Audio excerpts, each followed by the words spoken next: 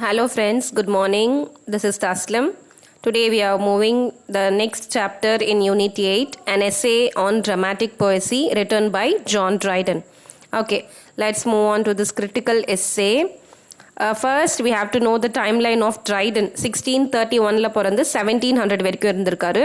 So Triton ஆட்டோமேட்டிக்காக எந்த century கீழே வருவாருன்னு பார்த்தீங்கன்னா 17th century. Okay, so he is known as father of English criticism.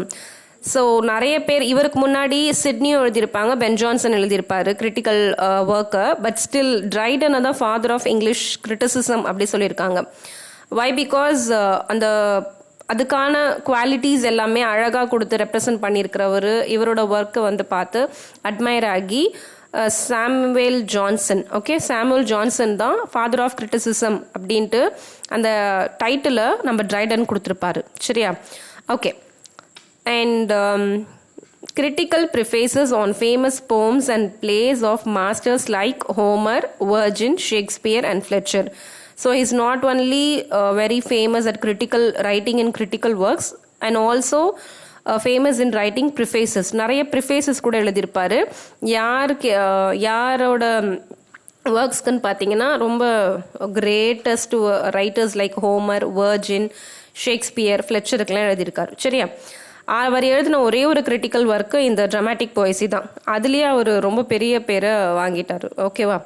As a classes Dryden adapts Aristotle views. ஓகேவா? நம்ம Aristotle பற்றி நிறைய பார்த்தோம். அவரோட வியூஸ் வந்து எப்படி இருந்துச்சு, ஒரு போம்னா எப்படி இருக்கணும், ஒரு ட்ராஜடினா எப்படி இருக்கணும். ஸோ இவருமே அதை அக்செப்ட் பண்ணி நிறைய விஷயத்த ஒத்துட்டு இருப்பாரு.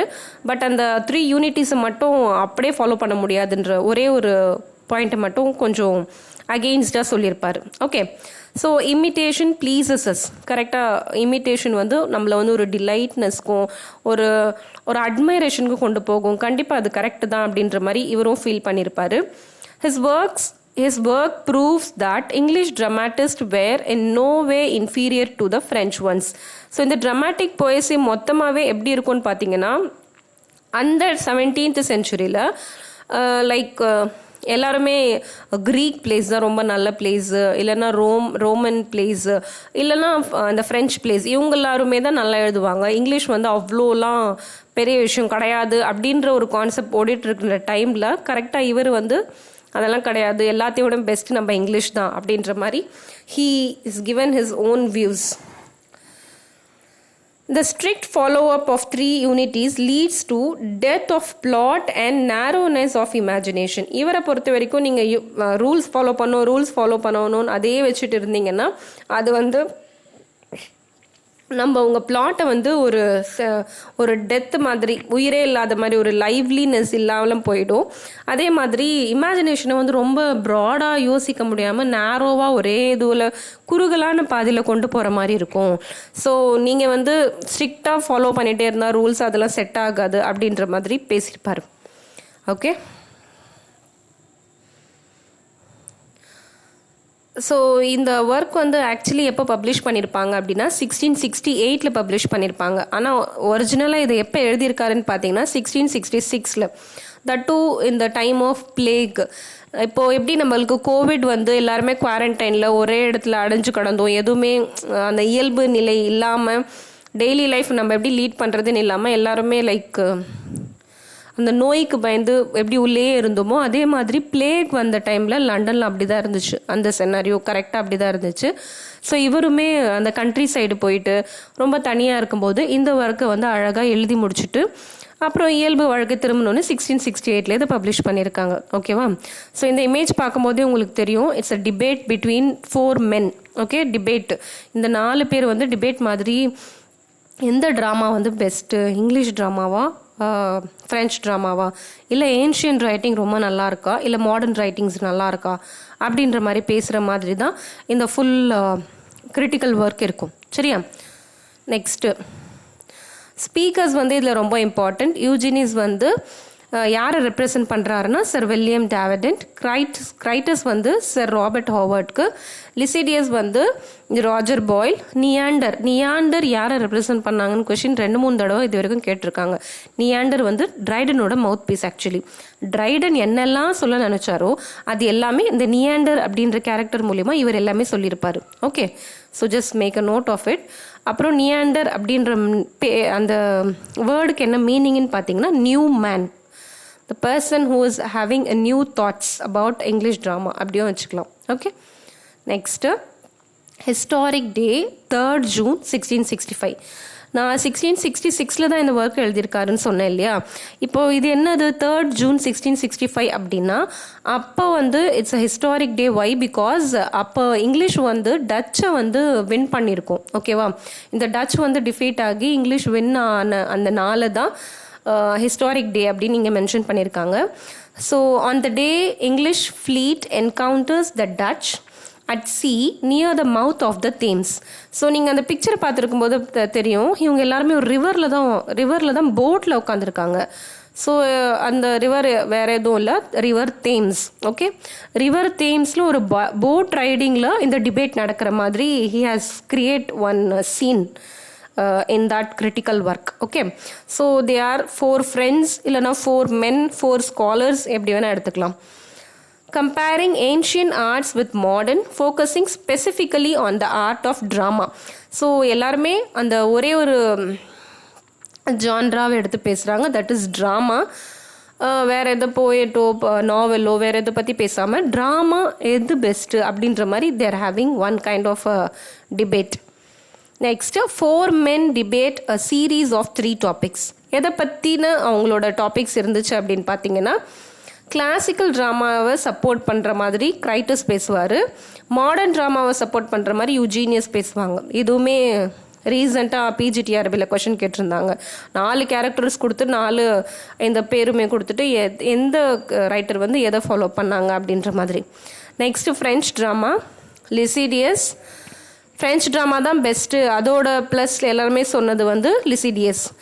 இங்கிலீஷ் ட்ராமாவை நம்ம நியாண்டர் பேசியிருப்பார்.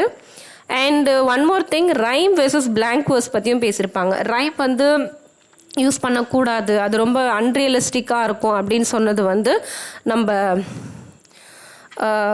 இவர் ரைம் அன்ரியலிஸ்டிக்காக இருக்கும் அப்படின்ற மாதிரி கிரைட்டஸ் சொல்லியிருப்பாங்க. பிளாங்க் வேர்ஸை தான் சப்போர்ட் பண்ணியிருப்பார்.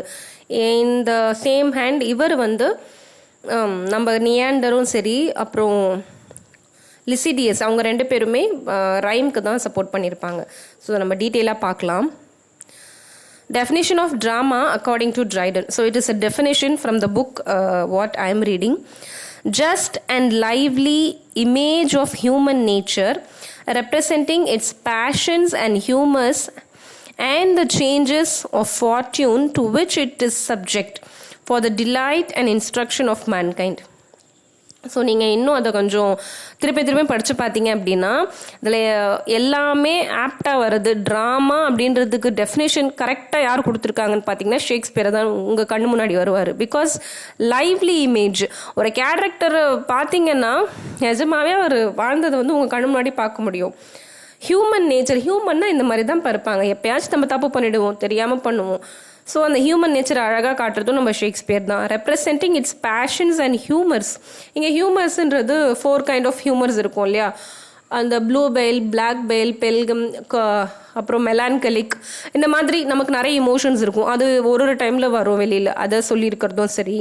And the changes of fortune, எல்லாத்துக்குமே எப்போவுமே நல்ல காலமோ இல்லைன்னா எல்லாத்துக்கும் ஒரு பர்சனுக்கு எப்பவுமே நல்லாவே இருக்கிற மாதிரி இருக்காது. அந்த ஃபார்ட்யூன் அப்படின்றது மாறிட்டே இருக்கும், இட் சேஞ்சஸ். எப்பயாச்சும் சோகமாக இருப்போம், எப்பயாச்சும் ஹாப்பியாக கண்டிப்பாக இருப்போம். ஸோ அதையுமே அழகாக யார் ப்ரொஜெக்ட் பண்ணியிருப்பாருன்னா ஷேக்ஸ்பியர் தான்.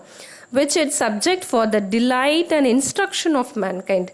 பார்க்குறதுக்கு ரொம்ப டிலைட்ஃபுல்லாக ரொம்ப பிடிச்சும் இருக்கும், அதே டைமில் அது சம்திங் நம்மளுக்கு ஒரு இன்ஸ்ட்ரக்ஷனை கொடுக்குற மாதிரியும் இருக்கும். எக்ஸாம்பிள் நம்ம ஒத்தெல்லோ எடுத்துக்கலாம். அவர் லவ் பண்ண விதம், அவர் அந்த பொண்ணு அவர் அப்பா கிட்ட நல்ல விதமாக பேசினதும் சரி நல்லா இருந்துச்சு. கடைசி அது அந்த ஒர்க் வந்து நம்மளுக்கு எந்த இன்ஸ்ட்ரக்ஷனாக கொடுத்துட்டு போகுது அப்படின்னு பார்த்தீங்கன்னா, இந்த ஜெலசி அப்படின்றது இருக்கக்கூடாது, உன் மேலேயே உனக்கு அந்த இன்ஃபீரியாரிட்டி காம்ப்ளெக்ஸ் இருக்கக்கூடாது அப்படின்ற ஒரு குட் குவாலிட்டிஸ் நம்மளுக்கு இன்ஸ்ட்ரக்ட் பண்ணிட்டு போகுது. ஸோ பெஸ்டஸ்ட் எக்ஸாம்பிள் அப்படின்னா அது ஷேக்ஸ்பியர் தான் ட்ராமாக்கு அப்படின்ற மாதிரி ட்ரைடனோட டெஃபினேஷன் வந்து சொல்லாமல் சொல்லிட்டு போகுது. ஆமாம் தானே? ஸோ அதுவும் இல்லாமல் ட்ரைடன் தான் ரொம்ப ட்ரைடன் வந்து ஷேக்ஸ்பியர் அதை ரொம்ப ப்ரேஸ் பண்ணி பேசியிருப்பார். அதையும் நம்ம பார்க்கலாம். ஸோ இது வந்து டெஃபினேஷன், இதையும் நீங்கள் மெமரைஸ் பண்ணிக்கிட்டால் ரொம்ப நல்லது. நவ் கம்ஸ் த debate, ancient versus modern drama. Already சொன்ன மாதிரி ஏன்ஷியன் ட்ராமாவை யார் சப்போர்ட் பண்ணாங்க? கிரைட்டஸ் இப்போ என்னென்னலாம் ப்ளஸ் இருக்கோ அந்த ஏன்ஷியன் ட்ராமாவில் அதெல்லாம் சொல்கிறாரு. ஃபர்ஸ்ட் என்ன சொல்கிறாருன்னா, Greeks and Romans perfected drama. Greeks Romans தான் ஃபஸ்ட்டு ட்ராமாவை ஸ்டார்ட் பண்ணாங்க. அவங்க தான் அதை பர்ஃபெக்டாக பண்ணி வச்சுருக்காங்க. அதுக்கு அடுத்து வர ஜென்ரேஷன் வந்து மியர்லி காப்பி பண்ணுறாங்க. ஃபார் எக்ஸாம்பிள், இப்போ நம்ம பழைய படத்தையும் இப்போ ரீசெண்டாக வர படத்தையும் கம்பேர் பண்ணுவோம்ல, அப்போல்லாம் என்ன ஒரு மீனிங்ஃபுல்லாக லைன்ஸோடு வச்சு பாட்டு பாடினாங்க. இப்போ என்ன வார்த்தைன்னே புரியல, அதெல்லாம் வச்சு பாடுறாங்க. ஃபஸ்ட்டெல்லாம் அந்த சாரீ கட்டுற விதம், அப்புறம் அவங்களோட அந்த ட்ரெஸ்ஸிங் சென்ஸு, அந்த பேசுகிற வார்த்தைகள், அதெல்லாம் எவ்வளோ மரியாதைக்குரியதாக ஒன்று இருந்துச்சு. ஆனால் இப்போ வர வேர்ட்ஸ்லாம் எப்படி இருக்குது? வல்கராக இருக்குது. இஷ்டத்துக்கு ஐட்டம் சாங் போடுறாங்க, ட்ரெஸ் எல்லாம் பார்க்கவே முடியல அப்படின்ற மாதிரி we used to compare. The same thing is happening here also. So copy தான் பண்ணுறாங்க. நாங்கள் என்னெல்லாம் எடுத்தோமோ அதான் காப்பி பண்ணுறாங்க. Ancients are the rule makers. So ancients யாரெல்லாம் எழுதுனாங்களோ அவங்க தான் ரூல் மேக்கர்ஸு. நாங்கள் ஸ்ட்ரிக்டாக அந்த ரூல்ஸ்லாம் ஃபாலோ பண்ணோம். ஸோ எங்களோடது தான் நல்ல ஒரு ட்ராமா அப்படின்ற மாதிரி அவர் சொல்லியிருப்பார். மோர் க்ளோஸ் டு நேச்சருக்கு ரொம்ப க்ளோஸாக இருக்குது அப்படின்னா ஹியூமன் நேச்சருக்கு க்ளோஸாக இருக்குது அப்படின்ற மாதிரி அவரோட பாயிண்ட் ஆஃப் வியூவில் அவர் சொல்லியிருப்பார். Language was considered as a sacred one. So அவங்க யூஸ் பண்ண லாங்குவேஜ் எல்லாமே ரொம்ப ஒரு புனிதமான லாங்குவேஜாக இருந்துச்சு, அதில் எந்த வல்காரிட்டியும் கிடையாது அப்படின்ற மாதிரி கிரைட்டஸ் சொல்லியிருப்பார். Modern drama uses full of vulgarity and clumsiness in language. So same like சினிமாவே நீங்கள் எடுத்துக்கோங்களேன். அப்போ இருக்கிற லாங்குவேஜ்லாம் எம்ஜிஆர், சிவாஜி, அப்போது அந்த லாங்குவேஜ் கொஞ்சம் யோசிச்சு பாருங்கள் எந்த அளவுக்கு அந்த லாங்குவேஜோட சீக்ரெட்னஸ் இருக்கும். இப்போல்லாம் சிம்பிளி அந்த டே டு டே லைஃப்பில் பேசுகிற மாதிரி தான் பேசுகிறாங்க. So it's just a comparison. Okay, ancient place are still alive தோ தே வேர் 2000 years ஓல்டு. சில படங்கள் இருக்கும் உங்கள் மனசில் பதிஞ்ச படங்கள், எத்தனை வருஷம் ஆனாலும் அது இன்னுமே அதுக்கு வந்து ஈடு எதுவுமே ஆகாது அப்படின்ற மாதிரி நாம் கூட சொல்லுவோம். ஸோ அதை தான் இங்கே கிரைட்டஸ்ன்னு சொல்கிறாரு.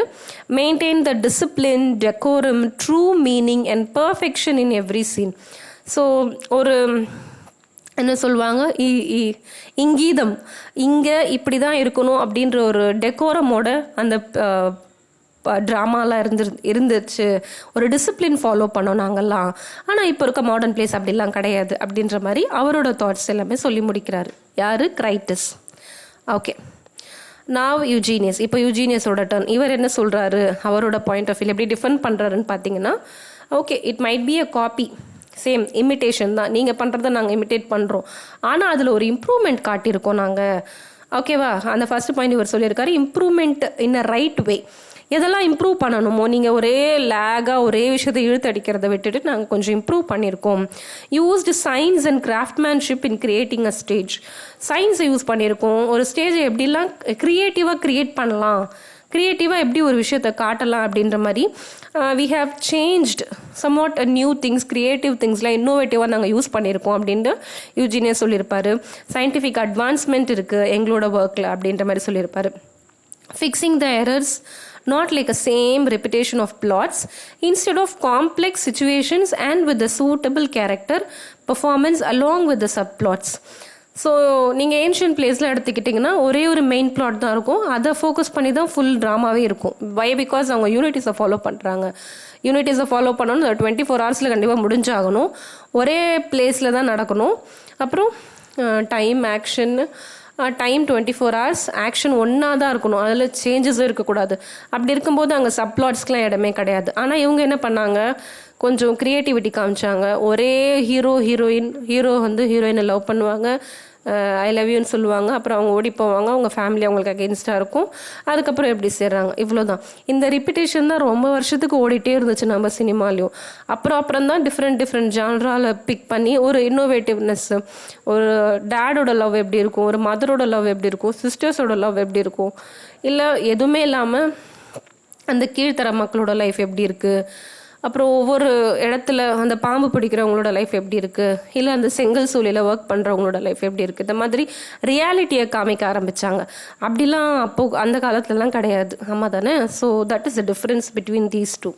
சப்ளாட்ஸ் அப்படின்றது வெறும் ஹீரோ ஹீரோயினை மட்டும் ஃபோக்கஸ் பண்ணி ஃபுல்லாக படம் எடுக்காமல், ஐ மீன் ட்ராமா, அப்போது மாடர்ன் ட்ராமா இல்லாமல் சப்ளாட்ஸு, அந்த ஹீரோவோட சிஸ்டருக்கு என்ன ஆச்சு, ஹீரோயினோட பிரதருக்கு என்ன ஆச்சு, அந்த மாதிரி நிறைய சப்ளாட்ஸ்லாம் கொடுத்து இன்னும் கொஞ்சம் அதை இன்ட்ரெஸ்டிங்காக காட்டுற மாதிரி நம்ம மாடர்ன் பிளேஸ் இருந்துச்சு.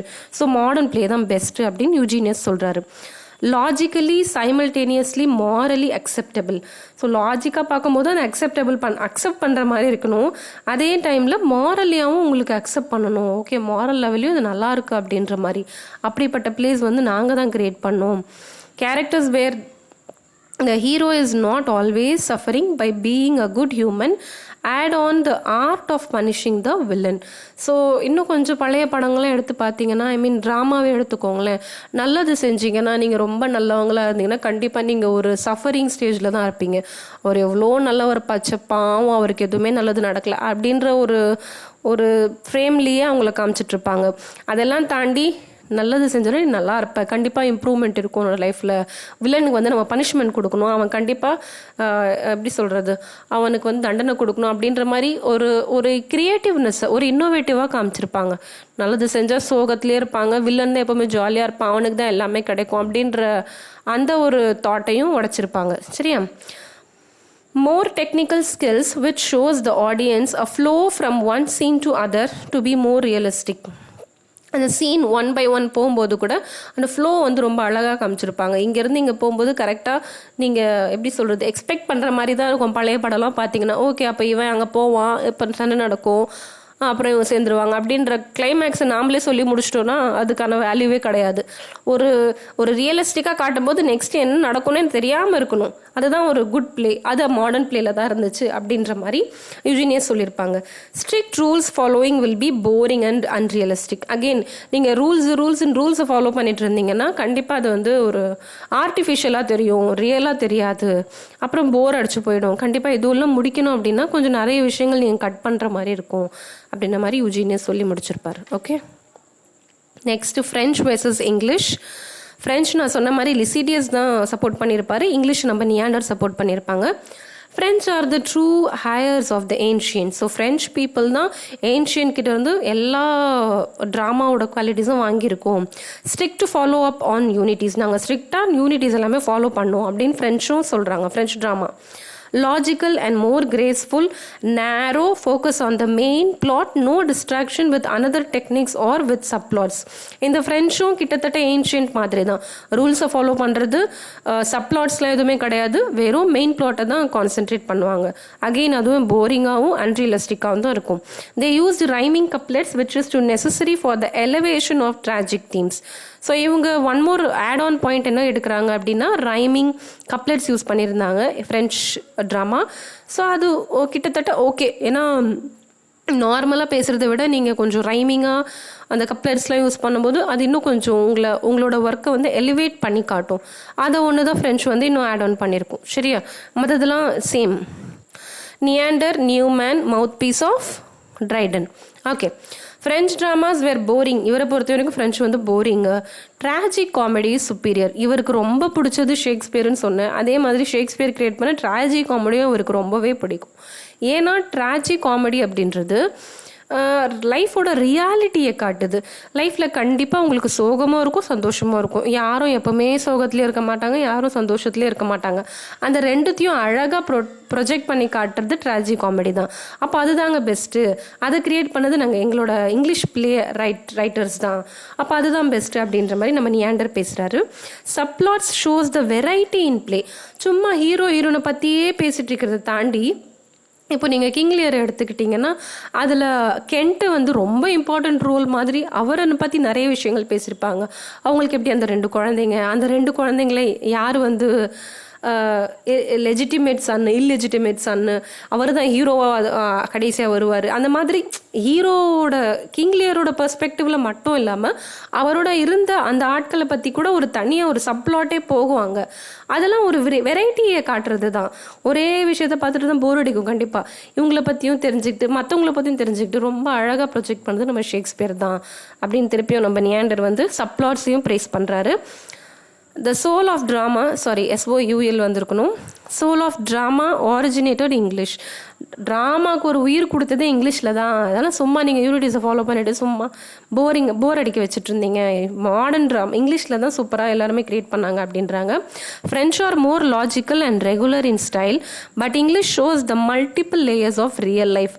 என்னதான் நீங்கள் லாஜிக்காக காமிச்சிங்கனாலும் அது ரெகுலர், ரொம்ப நார்மல், ஒரு நார்மல் யார் வேணால் க்ரியேட் பண்ணிட்டு போகலாம். ஆனால் இங்கிலீஷ் ட்ராமா மட்டும்தான் மல்டிபிள் லேயர்ஸ் ஆஃப் லைஃப்பை வந்து அழகாக காட்டுச்சு அப்படின்றாங்க.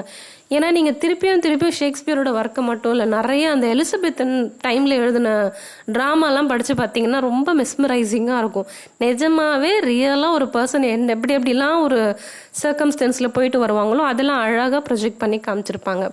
இப்போ ஒரு டெத்து சீன் வருது அப்படின்னா ஏன்ஷியன் பிளேஸ்லலாம் அந்த டெத்தை வந்து அப்படியே காட்ட மாட்டாங்க. ஒரு பிளட் ஷெட் நடக்குதுன்னா அதையுமே காட்ட மாட்டாங்க, ஸ்டேஜில் காட்ட மாட்டாங்க. On stage they just inform, okay இந்த பர்சன் வந்து இறந்துட்டாரு அப்படின்ற மாதிரி ஒரு வாய்ஸ் ஓவர் தான் வரும். ஆனால் இங்கிலீஷ் பிளேஸில் தான் அதை அப்படி அழகாக ஆக்ட் பண்ணி காமிச்சிருப்பாங்க. சொல்கிறத விட நீங்கள் செஞ்சு காட்டும் போது அது இன்னும் அழகாக மனசில் பதியும்.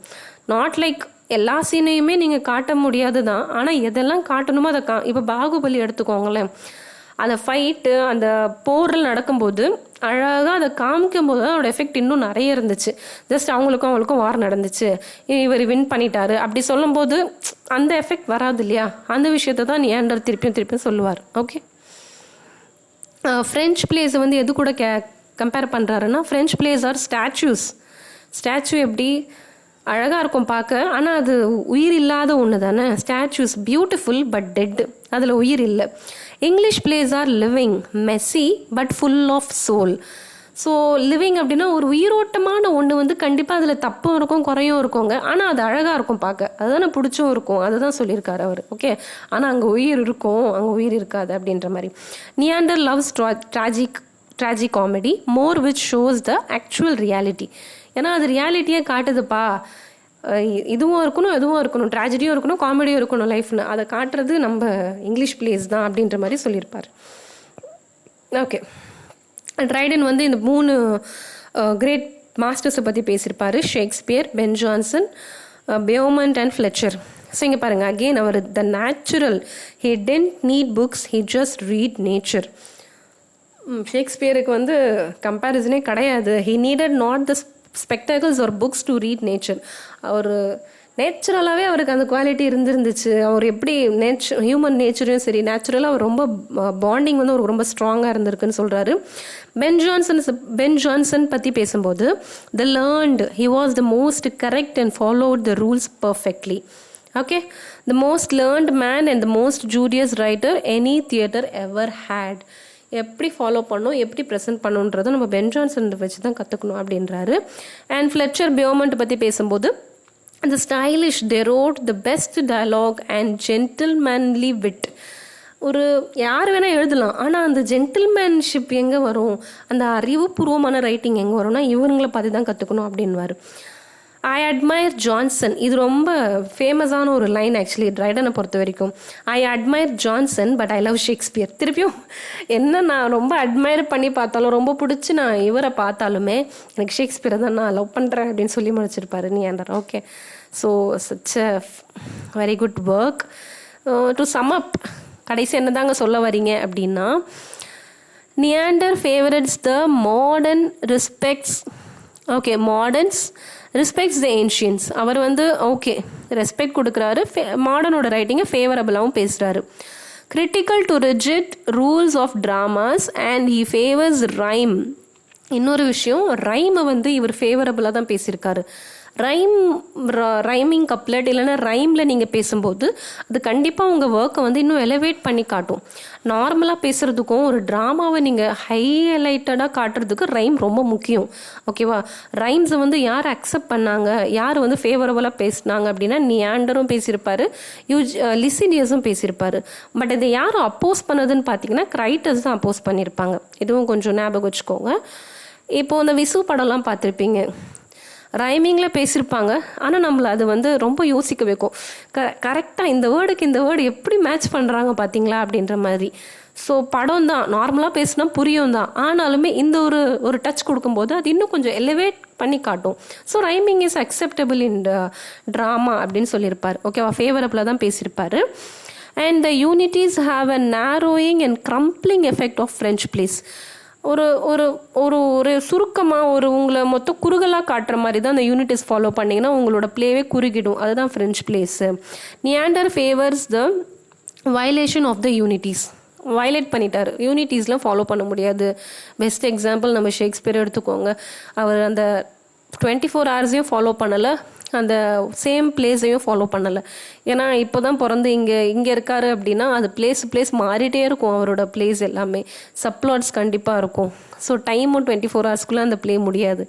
ஸோ யார் வயலேட் பண்ணார்னா இவர் தான் வயலேட் பண்ணியிருப்பார்.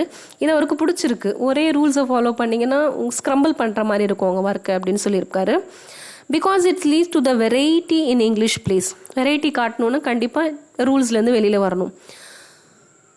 Betrayed into absurdities from which the English plays are free. Betrayed absurdities-னா அப்சர்டாக இருக்கும், ஒரு அர்த்தமற்ற ஒன்றா இருக்கிறது தான் நீங்கள் யூனிட்டிஸை ஃபாலோ பண்ணுறதா இருக்கும். So let be English plays free அப்படின்றாரு. The violation of unities helps the English playwright to present a mere just lively image of human nature. So இதெல்லாம் வயலேட் பண்ணதால தான் என்னமோ ஒரு ஹியூமன் நேச்சரோட லைவ்லினஸை நம்ம ட்ராமாவில் காமிக்க முடிஞ்சது அப்படின்ற மாதிரி அழகாக சம்ம பண்ணி முடிச்சிட்டாரு. Okay, so this is what all about dramatic poesy. எந்த கேரக்டர் எந்த பிளேயை சப்போர்ட் பண்ணாங்க அப்படின்றது ரொம்ப முக்கியம். அப்புறம் அந்த இயர்ஸ் ஆஃப் பப்ளிகேஷன்லாம் ரொம்ப முக்கியம். இந்த தடவை படித்து பாருங்கள். It will be very super duper great work of yours. Please do subscribe my channel in order to see the upcoming videos. Okay, thank you.